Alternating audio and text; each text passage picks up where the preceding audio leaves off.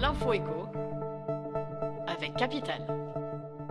Le chiffre du jour, 20 000 €. C'est le montant maximal de la subvention que pourront toucher les foyers modestes s'ils effectuent des travaux de réhabilitation thermique. Seule condition, ils devront être réalisés par un professionnel agréé RGE. Quant aux conditions de ressources pour l'éligibilité, elles seront fixées avant la fin janvier.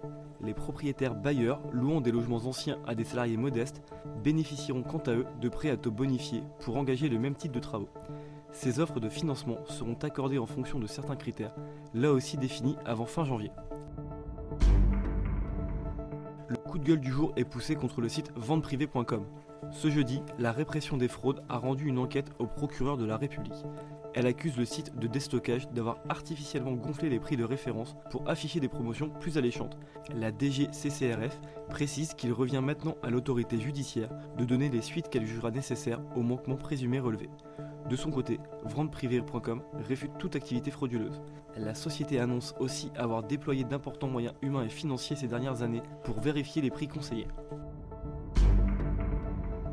L'info pratique Capital. Depuis le 1er janvier 2019, les banques se sont engagées à limiter les frais liés aux incidents bancaires. Concrètement, les frais d'incidents bancaires ne peuvent plus excéder 25 € par mois pour les clients considérés comme fragiles. Autrement dit, ceux dont les chèques restent sans provision et ceux dont la carte bancaire a été confisquée sur 3 mois consécutifs. Idem pour les personnes dont le dossier de surendettement a été accepté par l'administration. Selon sa banque, un client peut aussi être considéré comme fragile en fonction des incidents de paiement. Cela représente presque 4 millions de personnes. Termine avec les retraités.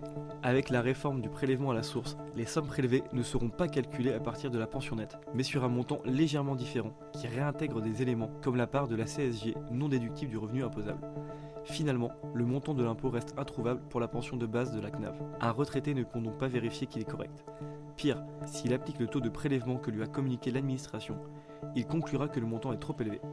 Contacté par Capital, la CNAV assure que les retraités pourront retrouver le montant net fiscal de leur pension sur le site d'ici fin janvier. C'était l'info éco avec Capital.